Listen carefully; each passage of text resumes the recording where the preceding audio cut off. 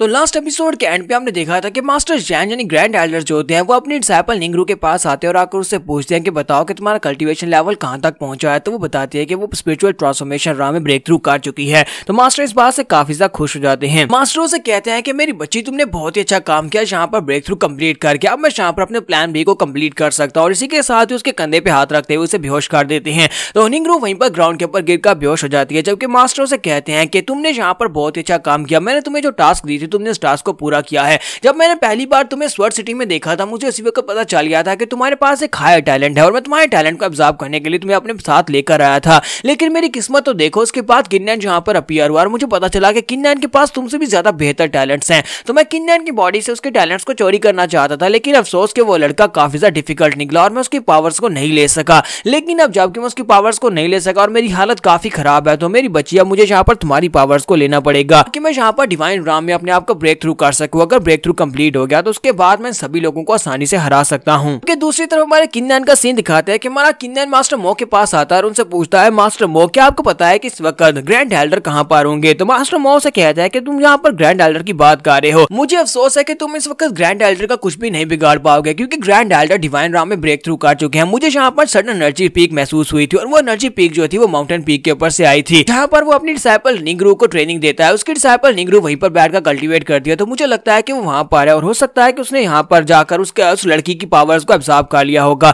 क्योंकि उस लड़की की पावर और उसकी एनर्जी जो है वो बहुत ज्यादा फेंट होती जा रही है। तो किन्नैन जो बात सुनने के बाद काफी गुस्सा आता है और कहता है कि उस कमीने की हिम्मत कैसे हुई मेरी निंगरू को यहाँ पर जख्मी करने की और उसकी पावर्स को एब्जॉर्ब करने की, मैं उसे छोड़ूंगा नहीं। तो मास्टर मो से कहता है कि लड़की अगर यहाँ पर पहले की बात होती तो फिर तुम उसका सामना कर सकते थे, लेकिन अब बात कुछ और है। अब वो डिवाइन राम में पहुंच चुका है और डिवाइन राम में पहुंचने की वजह से चाहे तुम कुछ भी कर लो, तुम यहाँ पर उसके सामने टिक नहीं पाओगे। और मेरे पास जो दोनों ट्रेजर थे यानी तलवार और जो आर्मर था वो तुम अभी पहन नहीं सकते, क्योंकि तुम स्पिरिचुअल ट्रांसफॉर्मेशन राह में ब्रेक थ्रू नहीं कर पाए। किन्नैन उसे कहता है कि चाहे कुछ भी हो जाए मैं ऐसा होने नहीं दे सकता। क्या आपको लगता है कि मैं चुपचाप यहीं पर बैठा रहूं, मौत के डर से यहाँ पर बैठ जाऊं और वहां पर निंगरू की पावर्स को एब्जॉर्ब कर लें? तो वहां किन्नैन भागता हुआ माउंटेन पीक के ऊपर चला जाता है। जब वो माउंटेन पीक के ऊपर पहुंचता है तो मास्टर ने उसकी पावर्स को एब्जॉर्ब कर लिया होता है, यानी निंगरू की पावर्स को एब्जॉर्ब कर लिया होता है और डिवाइन राम में पहुंच चुके होते हैं। निंगरू की हालत काफी ज्यादा खराब होती है, अगर उसे यहाँ पर बचाया नहीं गया तो उसकी वाइटैलिटी 0 हो जाएगी, जिससे वो मर जाएगी। तुम्हारा किन्नैन कहता है कि तुम एक इंसान नहीं हो, तुम एक मॉन्स्टर हो। तुमने यहाँ पर अपनी डिसाइपल को खुद कल्टीवेट करवाया और उसके बाद उसी की एनर्जी को एब्जॉर्ब करके उसी की कल्टीवेशन पावर्स को ले लिया। तो ग्रैंड एल्डर आगे हंसना शुरू कर देते हैं और कहते हैं कि बेवकूफ बच्चे, क्या तुम्हें लगता है कि मैंने कभी से यहाँ पर अपनी डिसाइपल माना था? जब मैंने इसे अपने डिसाइपल के तौर पर चूज किया था उसी वक्त मुझे पता था कि मैं इसे यहाँ पर किस लिए लेकर आ रहा हूँ। मैं बस इसको इसलिए ज्यादा ट्रेनिंग दे रहा था ताकि जब ये स्पिरिचुअल ट्रांसफॉर्मेशन राह में पहुंच जाए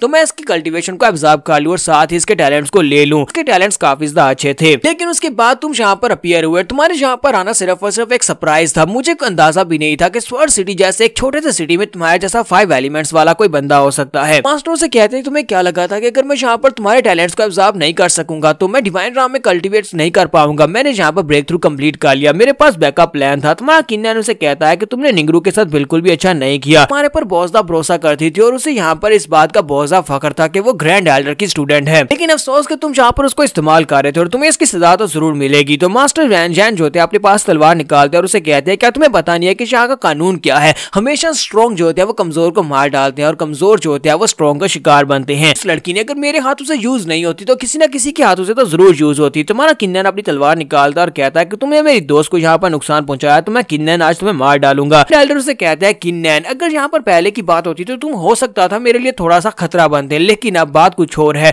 क्या तुम्हें लगता है कि तुम अपनी पावर्स के साथ मुझे मार सकते हो? और ये तो बहुत ही बेतुकी बात है कि तुम अगर इस तरह से सोचते हो। और अब यहाँ पर एक बहुत ही अच्छी बात यह है, मेरे लिए गुड न्यूज है कि तुम अपने टैलेंट्स की पावर को लेकर मेरे पास खुद चले आए हो। मैं तुम्हें तो मारने वाला था ही, लेकिन अब तुम खुद यहाँ पर 5 एलिमेंट्स की पावर लेकर आ गए हो कि मैं तुम्हारी पावर्स को भी एब्जॉर्ब कर लूंगा। उसके बाद सोचो मैं कितना स्ट्रॉन्ग बन जाऊंगा। किन्नैन अपनी तलवार लेकर अटैक करने के लिए आगे बढ़ता और कहता है कि अभी ये फैसला नहीं हुआ कि कौन यहाँ पर मरेगा और कौन जिएगा। तो मास्टर जैन उसे कहते हैं तुम्हारा मोमेंटम तो काफी ज्यादा स्ट्रॉन्ग है और तुम काफी स्ट्रेंथ के साथ आगे बढ़े हो, लेकिन अफसोस कि तुम्हारी स्पीड और स्ट्रेंथ मेरे साथ मैच नहीं कर सकती। तो किन्नैन जैसे उसके करीब पहुंचता है तो मास्टर जैन सामने से गायब हो जाते हैं और गायब होने के बाद उसके पीछे पहुंचते हैं और उसकी कमर के ऊपर जाकर किक मारते हैं। जैसे हमारे किन्नैन को वहां पर किक पड़ती है, हमारा किन्नैन वहीं पर ग्राउंड के ऊपर गिर जाता है। मास्टर किन्सान बाहर निकलते हैं और कहते हैं कि लड़के जल्दी से डॉज करो, क्योंकि मास्टर जैन जो होते हैं वहां पर अपनी तलवार को घुमाकर एक स्ट्राइक लगाते हैं। तो हमारा किन्नैन बड़ी मुश्किल के साथ उसकी स्ट्राइक को अवॉइड करता है। वो स्ट्राइक बहुत ज्यादा पावरफुल होती है। किन्नैन कहता है कि अगर मैं यहाँ पर स्ट्राइक के साथ हिट होता तो मेरी बॉडी में एक सुराख हो जाता। मास्टर किन्सान किन्नैन से कहता है किन्नैन किन्नन बच्चे तुम्हें यहाँ पर बहुत ज्यादा ध्यान देना होगा। अगर तुम यहाँ पर इसी तरह से बेतुकी फाइट करते रहे तो फिर मारे जाओगे, क्योंकि जो बंदा जिससे तुम फाइट कर रहे हो वो डिवाइन राम का एक्सपर्ट है, तुम्हारे से पूरे 2 लेवल हायर है। जबकि मास्टर जैन हमारे किन्नन से कहते हैं कि ये इतना बुरा नहीं है, तुम्हारी जो सेंसेस है वो काफी ज्यादा अच्छी है, तुमने यहाँ पर मेरे ट्रिपल स्वर्ड के अटैक को बड़ी आसानी से अवॉइड कर लिया। तो देखते हैं क्या तुम यहाँ पर मेरे अगले अटैक को एस्केप कर पाओगे या नहीं, क्योंकि मुझे नहीं लगता कि तुम एस्केप कर पाओगे। तो इसी के साथ ही मास्टर मो वहां पर पहुंच जाते हैं। तो मास्टर मो ऊपर होते हैं और ऊपर से हमारे किन्नन की तरफ आर्मर और तलवार फेंकते हैं और कहते हैं किन्नन इनको कैच करो जी, तुम्हारे इनको यूज करो। इसी मास्टर जैन उसको देखते हैं, वो कहते हैं कि मो कमीने जी तुम क्या कर रहे हो, मुझे ये दोनों आर्मर और तलवार चाहिए थे लेकिन तुमने मुझे कभी ये दिए नहीं, आए तुम यहाँ पर ये दोनों चीजें इस लड़के को कैसे दे सकते हो।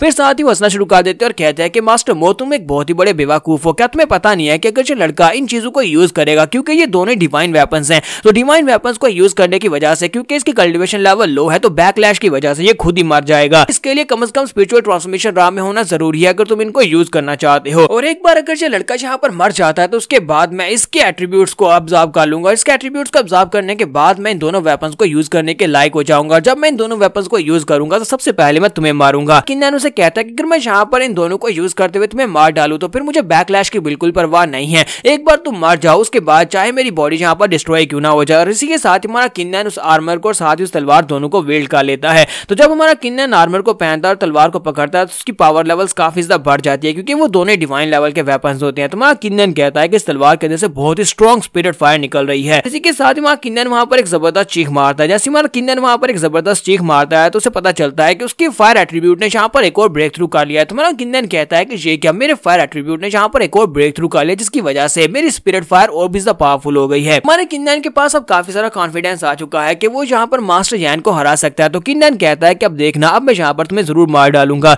जबकि मास्टर जैन उसे कहते हैं कि अगर तुम यहाँ पर इन दोनों ट्रेजर्स को यूज कर भी लो तब भी तुम यहाँ पर सिर्फ और सिर्फ एक चिंडी हो, तुम एक हाथी को बिल्कुल भी नहीं मार सकते। किन्नन अपनी तलवार लेकर उसके पर अटैक करने के लिए आगे बढ़ता है। दोनों अपनी तलवारों को टकराते हैं। जब वो दोनों अपनी तलवारों को टकराते हैं तो मास्टर जैन को महसूस होता है कि इसकी एनर्जी पहले से काफी ज्यादा बढ़ चुकी है। तो हमारा किन्नन अपनी तलवार को वहां पर घुमाकर उसके पर अटैक करता है और वो तलवार जो होती है मास्टर जैन की बॉडी के अंदर धंस जाती है। तो हमारे किन्नन की तलवार मास्टर जैन की बॉडी के अंदर जब धंस जाती है तो मास्टर जैन के हाथ उसकी ट्रिपल स्वर्ड नीचे गिर जाती है। तो मास्टर जैन के मुंह से ब्लड निकलना शुरू हो जाता है। मास्टर जैन कहते हैं कि ये तुमने कैसे कर लिया, आखिर ऐसा कैसे हो सकता है कि तुम यहाँ पर इन दोनों डिवाइन वेपन्स को यूज करते हुए मेरी पावर लेवल के बराबर पहुंच गए, हालांकि मैं यहाँ पर डिवाइन लेवल में इतनी मुश्किल से पहुंचा हूँ। किन्नन उसे कहता है कि मुझे तुम्हारे पर बहुत ज्यादा तरस आता है, लेकिन अब तुम यहाँ पर मरने वाले हो। और अपनी तलवार को उसकी गर्दन पे रखता है और कहता है अफसोस कि तुम इन दोनों ट्रेजर्स को यूज नहीं कर पाओगे। जबकि मास्टर जैन आगे हंसते हुए से कहते हैं कि मुझे तुम्हारे पर भी बहुत ज्यादा तरस आ रहा है, क्योंकि तुम भी यहाँ पर मरने वाले हो, मैं अकेला नहीं मरूंगा। किन्नन कहता है कि इस बात का क्या मतलब है, क्योंकि उसी वक्त हमारे किन्नन की बॉडी के अंदर से जबरदस्त ग्रीन कलर की एनर्जी निकलती है।